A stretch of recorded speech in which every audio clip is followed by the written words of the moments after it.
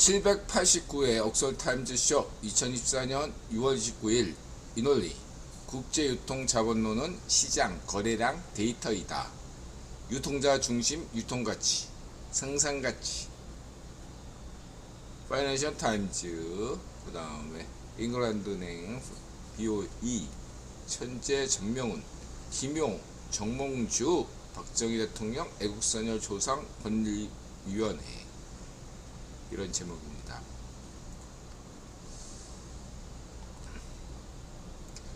먼저 국제유통자본론 좌익파시오 반쪽민당이 일하고 싶다고요? 일하지 마세요. 명모 니들이 놀수록 대한민국 발전합니다. 왜 인들하는 생산자주의, 소비자주의 거부하고 유통자주의를 강조하나? 도시화율 금리론 비판.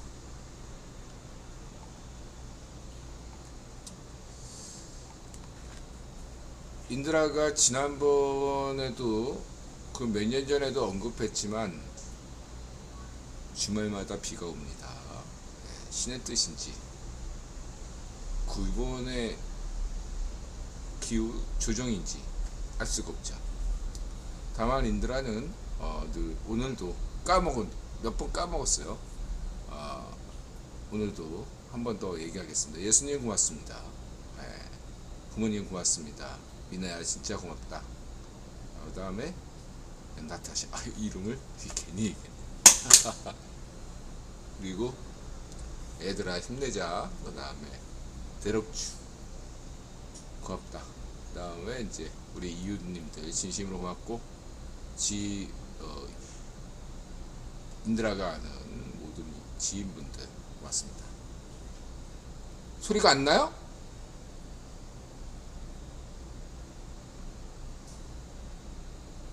푸수자님 어서오세요. F님 소리가 안 나와요?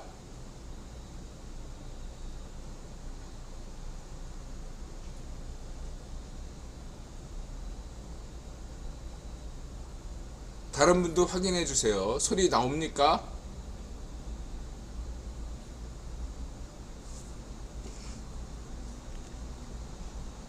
F님 혹시 그 볼륨 조정해 보세요.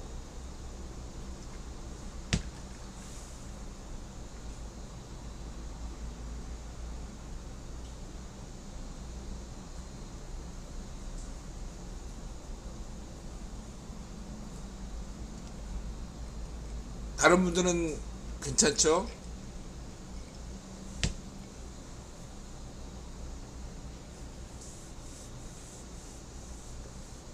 카시아님도 괜찮으세요?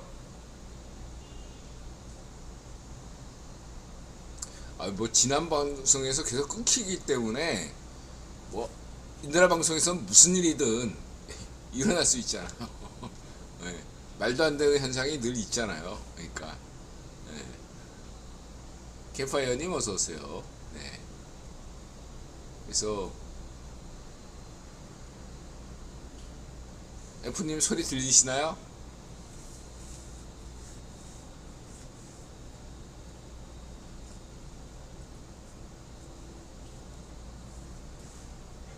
예, 다행이네요. 네. 이제 방송 하겠습니다.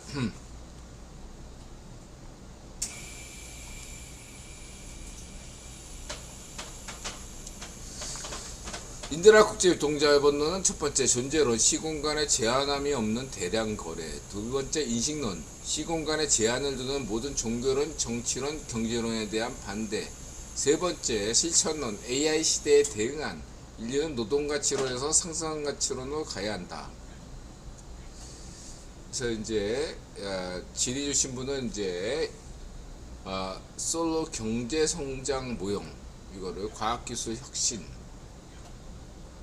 그러니까 소비자 관점에서 인드라 이제 국제유통자본론에 이제 이야기를 한 거죠. 세상에는 두 가지가 있죠. 하나는 생산자주의 관점, 이건 고전 경제학파 아담 스미스, 리카르도 고등학교에서 들어보셨죠?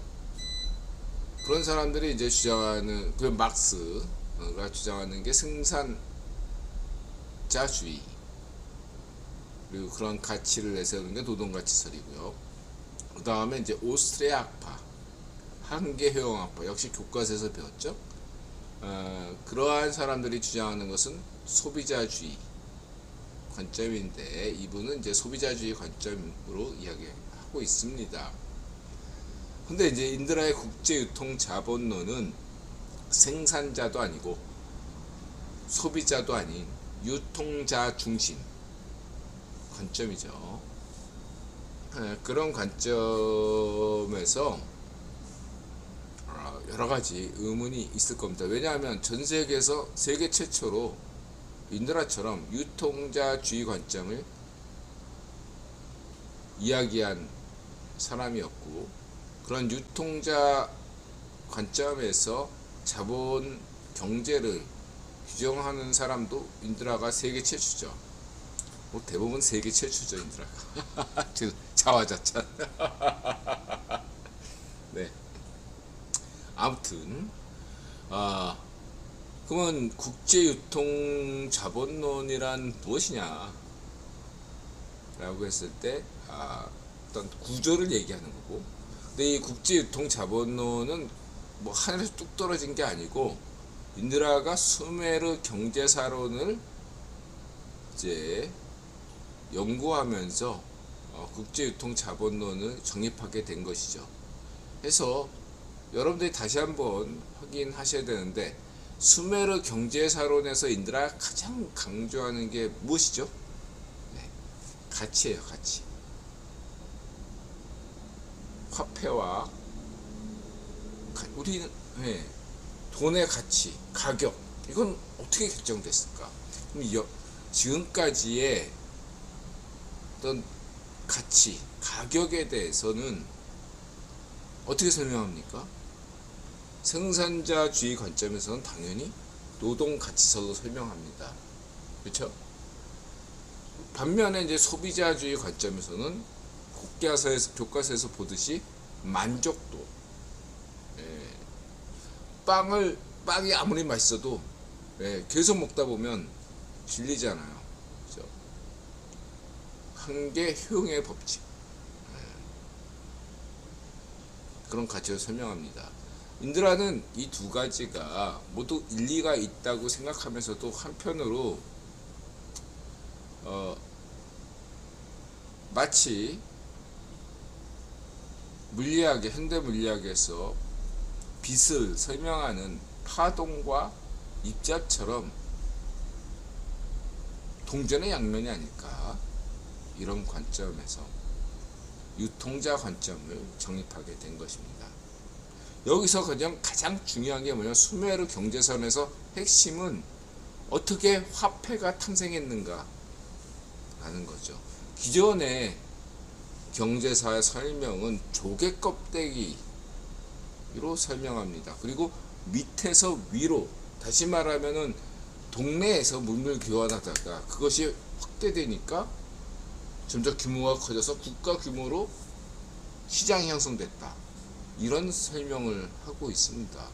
인드라는 정반대죠. 화폐는 그렇게 탄생하지 않았다, 반대다. 위에서 아래로 형성됐다. 화폐에 여러가지 4가지 기능이 있습니다. 가치 척도, 보관, 교환, 여러가지 기능이 있는데, 인드라는 이에 대해서 수메르 경제서에서 핵심적으로 다룬 바 있습니다. 뭐죠? 화폐란 뭡니까?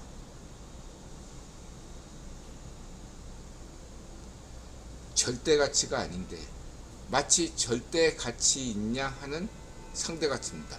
다른 모든 상대 가치를 압도하는 상대 가치이기 때문에 절대 가치인 거죠. 절대 가치 아닙니다. 이런 절대는 어디서나 부여하지, 의무를 부여하지 않죠. 핵심은 화폐는 다른 모든 것들과 교환할 수 있는 가치라는 거죠. 이것은 무엇을 이야기하죠? 신성함이죠. 신성함. 목숨을 바칠 만한, 인간의 목숨보다 더 중요한 게 뭐죠? 신이죠.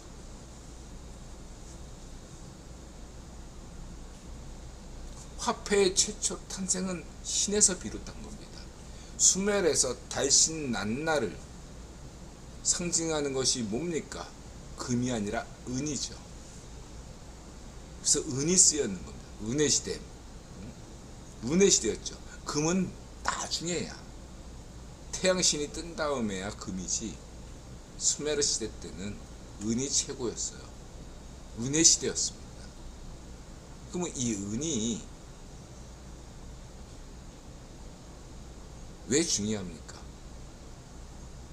처음에 화폐로서 기능하지 않을 때는 달의 상징이기 때문에 만약에 누군가가 은을 발견하면 신전에 갖다 바친 거죠. 대가 없이. 네. 그런 다음에 각 신전들은 점차로 자신의 신성함의 위대함을 알리기 위해서 더 많은 은을 가지게 되었습니다. 각 도시마다 은을 보유하고 있었습니다. 그러다 보니까 각 도시마다 은이 있다 보니까 이 은의 가격에, 이 은의 양에 따라서 무언가가 움직이기 시작했죠. 두 가지죠. 하나는 원정무역이고 다른 하나가 전쟁입니다. 왜? 보증이 필요했던 거죠. 사실 대출이나 모든 것이 다 보증이죠. 신용이죠. 무언가 목숨을 바칠 만한 것을 공통의 신앙을 가진 사람들끼리는 내가 전쟁에 나가는데, 내가 원정무역을 나가는데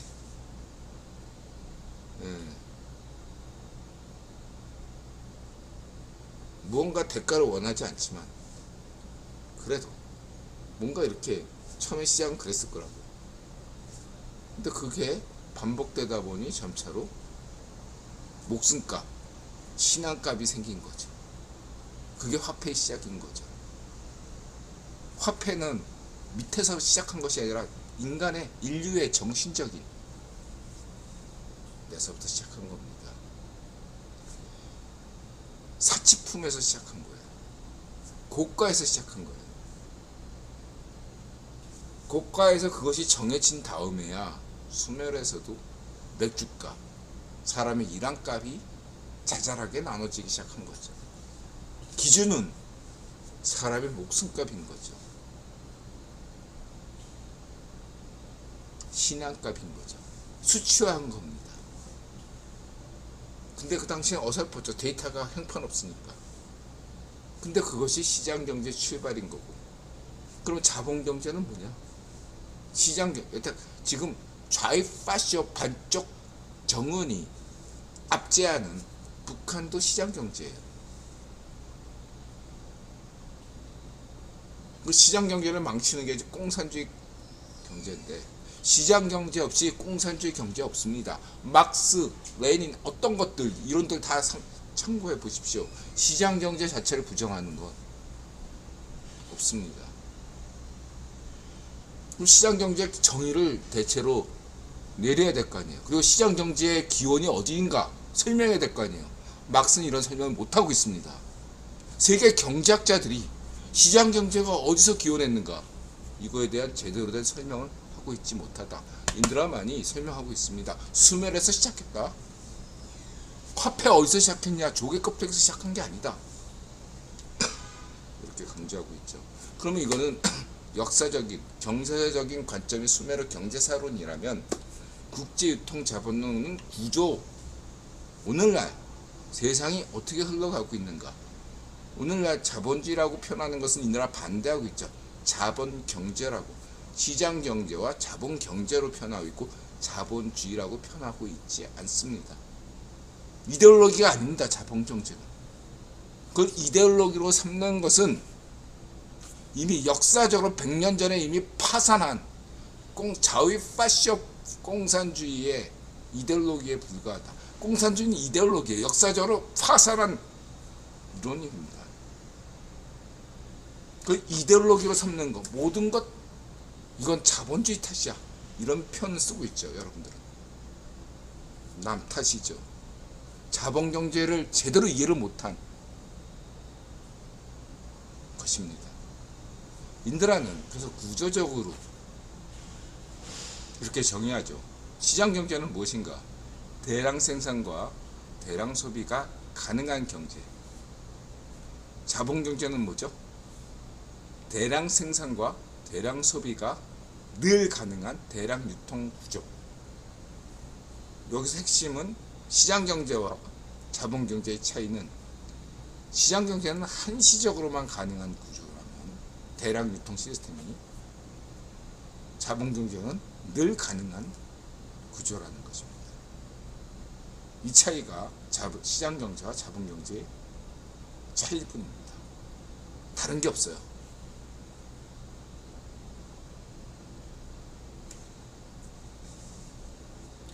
그래서 인드라가 국제유통론 자본에서 가장 중요한 게 뭐냐 라고 한다면, 뭐 이렇게 해골 복잡하게 이야기하지 않고 비유를 하나 드리겠습니다.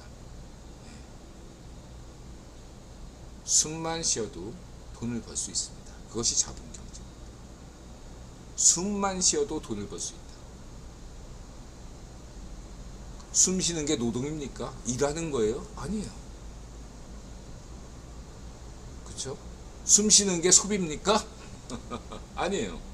그냥 숨 쉬는 거야. 그러면 걷는 것은 무엇입니까? 여러분이 걷는데 돈을 벌어.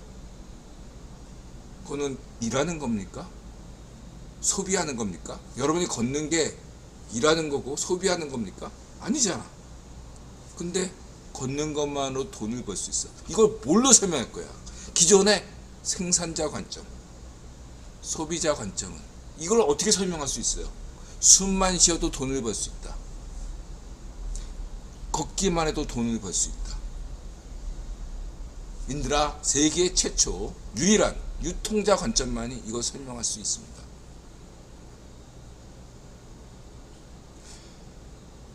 교환되니까. 누군가는 여러분이 걷거나 숨만 쉬어도 누군가는 돈을 벌 수 있어요. 그런 시장을 만들면 전제가, 그렇죠? 지금도 여러분들 걷기만 해도 포인트 쌓이잖아. 예? 서울시 걷기 뭐 이렇게 웹사이트 인드라도 가입했어요. 포인트 쌓이잖아. 좌익 괴르파쇼 반쪽 정원에서는 걸으면 돈 나옵니까? 안 나와요. 대한민국 자본경제 선진국에서는 돈이 됩니다. 이 차이인 거죠. 이거를 기존의 막스 고정경제학파 노동가치설이나 소비자주의가 설명할 수 있습니까? 설명해 보세요. 어떻게 설명할 거야? 인드라가 얘기하겠습니다. 이상적인 것은 무엇이든 교환되는 것입니다. 아직 교환되지 않은 게 너무 많아요. 네? 여러분이 무능력자라고 평가받는, 네? 재능충에게 밀려가지고 실업자 되는 상황이잖아요. 그런데 100년만 지나면 여러분들의 뭐 구르는 재주만 있어도, 군뱅이도 구르는 재주만 있어도 돈을 번다. 그런 세상이 옵니다. 넉넉 잡고 100년이에요. 가상현실이죠. 그것이 돈이 되는 거예요. 자본경제는 신이 내린 축복입니다. 이거를 신이 내린 축복이기 때문에 이거를 좌익 파시오들이 반대하는 거죠. 포필리즘으로.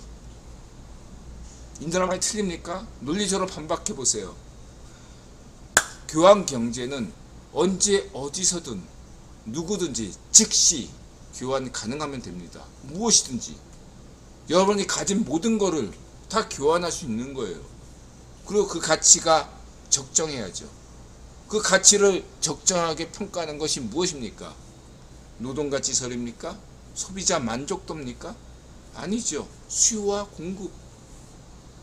네, 수요가 많으면 흉년 때 쌀가, 밀가루가격이 폭등하죠. 네. 공급이 부족하니까. 네. 인구가 죽어가지고 그러면은 또 어떻게 됩니까? 네. 생산량은 많은데 인구가 갑자기 죽으면 네. 가격이 떨어지죠. 그냥 수요 공급이에요. 네.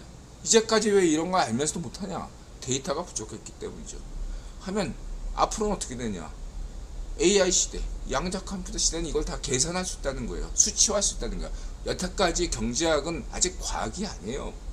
왜냐? 수치화가 부족해요. 미시경제학, 거시경제학은 아직까지 말빨이야. 가설일 뿐이에요. 미시경제학은 이제 이런 것들을 수치화하고 있어요.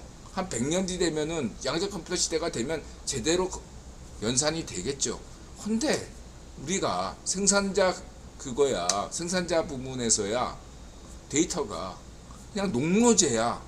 예? 고정경작파나 막스 이야기들은 다 농노제 기반이에요. 농노제 기반. 데이터가 없으니까 그냥 추정한 거지. 예, 영주도 그렇게 추정했고, 예, 영국의 고정경작파도 그렇게 추정했을 뿐이에요. 막스도 그렇고 실제 데이터로 얘기한 게 아니야. 예. 마찬가지로 한계효용학파 소비자주의도 그럴 것이다라는 가설이었지 데이터가 없었어요. 생산자 부분 데이터가 언제 나와요? 네. 본격적인 거는 1920년대 헨리 포드 네? 대량 생산 대량 유통 시스템에서 본격적으로 그런 게 나오는 거지. 그전에는 그냥 추정일 뿐이에요. 이럴 것이다. 그러면은 소비자주의는 언제부터입니까? 1930년대 공황이 발생하니까. 공황이 왜 발생했을까? 거기에 대해서 미국 정부에서 GNP 한번 국민소득 한번 알아보자. 뭐가 문제인가? 그때서부터 200년 전부터 GNP가 있었던 거 아니에요? GDP, GNP 개념은 대공황 이후에야. 그냥 그것도 대충 계산한 거예요. 그게 GDP가 된 거죠. 소비자 데이터도 20세기에 들어선 거예요. 생산자 제대로 된 데이터도 20세기야. 이런 마당에 뭐 계획적으로 뭐 한다? 님이 뽕이죠. 그 한마디로 인간의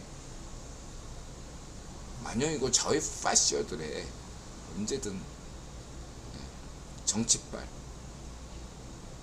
거대한 히틀러 스탈린적 망상이죠. 그로 인해서 수백만 명 수천만 명이 인류가 학살되고 죽었습니다. 검증된 역사예요. 데이터가 없는데 섣부른 이론으로 국가를 경영한다, 세계를 경영한다. 그 자체 이론이 파산이라는 건 이론이 아니라 사이비 이론이고 신종교이고 한 명을 죽인 살인자보다 더 나쁜 놈입니다. 데이터가 중요합니다. 유통자 관점에 이 국제유통자본론이 인드라가 이렇게 2000년대 이후에 나온 것도 사실은 데이터 때문이에요. 만일에 2000년 이후에 아마존이나 이러한 전자상거래 거래가 없다면, 수치화된 것이 없다면 인드라가 유통자 관점을 감히 얘기할 수 없을 것입니다. 근데 지금은 유통자 관점에서 보면 유통을 구체적으로 파악할 수가 있어요. 누가, 어떤 사람들이, 어떤 집단이, 어느 나라가 물건을 사고 팔고 있는지를 유통으로 확인할 수가 있는 거죠. 근데 지금은 유통 데이터도 초기 단계예요. 그러나 생산자 관점, 생산자주의 데이터나 소비자주의 데이터는 이미 상당 부분 축적되고 있는 상황인 것입니다. 그래서 시대에 따라 다를 수가 있겠죠. 근데 앞으로는 유통자 관점, 인드라가 강조하는 상상가치론, 유통가치론, 상상가치론. 가치란 무엇이다? 상상이다. 신이란 무엇입니까? 인간이 어떠한 상상을 해도 그 이상이 신이다. 무엇으로도 비교할 수가 없는 것이 신이에요. 근데 인간은 그 신을 뭔가라도 상상하고 싶어해요. 그게 화폐입니다. 여러분이 상상하는 것이 무엇이든 그 이상이 신이든, 화폐라는 것은 여러분이 상상하는 것이 무엇이든 그 이상이 화폐인 거예요. 그러나 화폐는 신이 아니죠. 절대 가치가 아닙니다. 상상 가치입니다. 단지 신용의 문제죠. 다른 모든 것들에 대해서, 다른 모든 상대 가치에 대해서 믿을 수 있다 라는 것 뿐입니다. 만일에 다른 모든 것들에 대해서 믿을 수 없다면 그 가치는 부신받을 것입니다. 오늘날에 달러는 전 세계 모든 가치에 대해서 인정받고 있죠. 그렇기 때문에 절대 가치가 아님에도 불구하고 절대 가치이냐 조립하고 있는 거죠. 그 신용인 거죠. 그렇죠? 그 신용은, 그러면 그 신용에 믿는다는 게 근본적으로, 근본이라는 표현을 인느라 좋아하지 않죠. 근본주의 때문에. 그러면 본원적으로 믿는다는 게 무엇이냐? 뭐 신밖에 없어요, 여러분. 믿는다는 건 신이에요.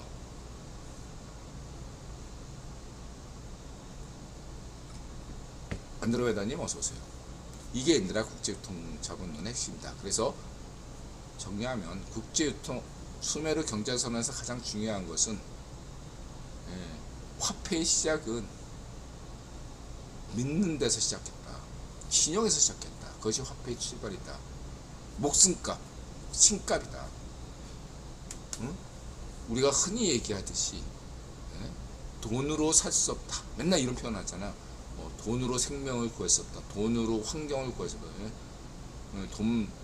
인드라는 거기 그런 의견에 대해서 한편은 일리가 있다고 생각하지만 동시에 이렇게 생각해요. 그게 바로 오늘날 자본경제가 아직 덜 발전했기 때문이다. 자본경제가 더 발전하면 돈은 환경이다. 돈은 여성이다. 돈은 노동이다. 돈은 여러분의 상상이다. 이렇게 시행되는데 그게 아니니까 돈만으로 세상을 평가하면 안 된다. 이런 소리가 나오는 거예요. 아직 교환이 덜 됐기 때문이죠. 모든 것이 교환된다면 그 돈은 여러분이고 신이고, 신하고는 비교할 수가 없어요. 절대 가치니까. 신을 제외한 모든 것은 수치화하고 가격화할 수 있는 거죠. 그게 인드라 생각하는 유통가치고 상상가치인 겁니다. 그리고 그 기준은 고대사에서는 소금이나 설탕, 이런 사치품, 후추, 이런 걸로 평가가 될 수가 있을 수밖에 없어요. 그 외의 경제는 데이터도 없어요. 이 소금, 설탕, 후추가 그나마 데이터라도 있지. 마약도 데이터가 있어요, 나름대로. 아편무역. 그 외에 무슨 데이터가 없어요, 여러분. 영국 경제에 무슨 데이터가 솔직히 있습니까? 없어요, 여러분.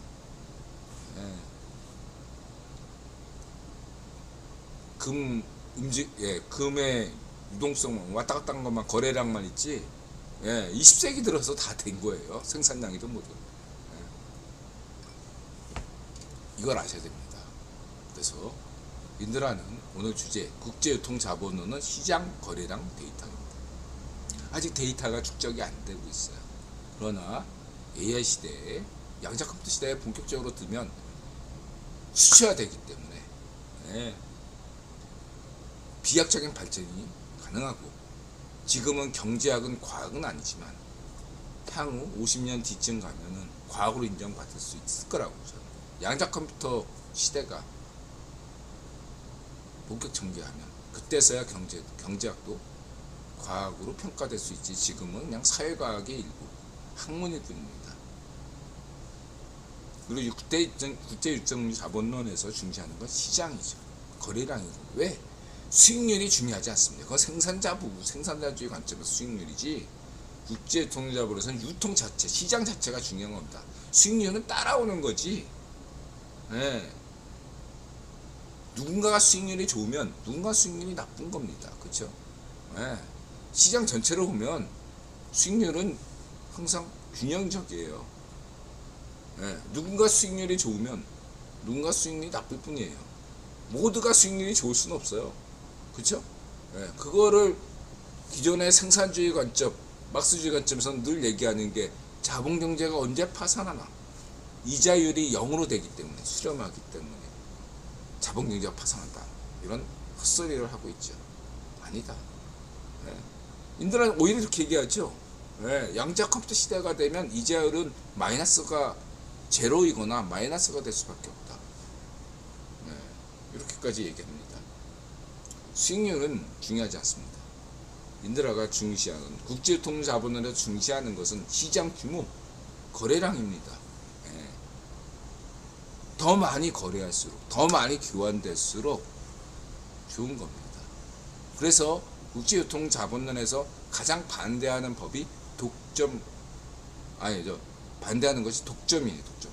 그래서 독점을 반대하는 거예요. 시장을 교란시키는 그것을 독점, 그래서 독점 방지법을 인도는 지지하고 있는 겁니다. 네.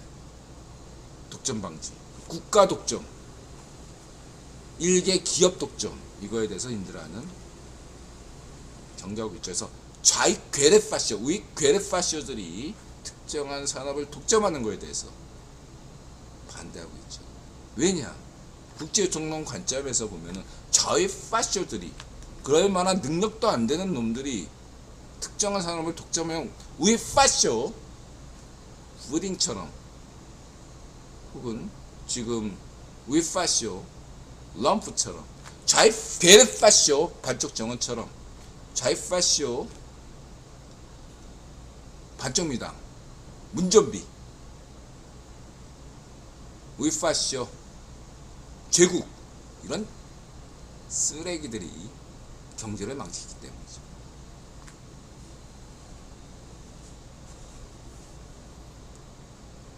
이렇게 말씀드리고자 하겠습니다.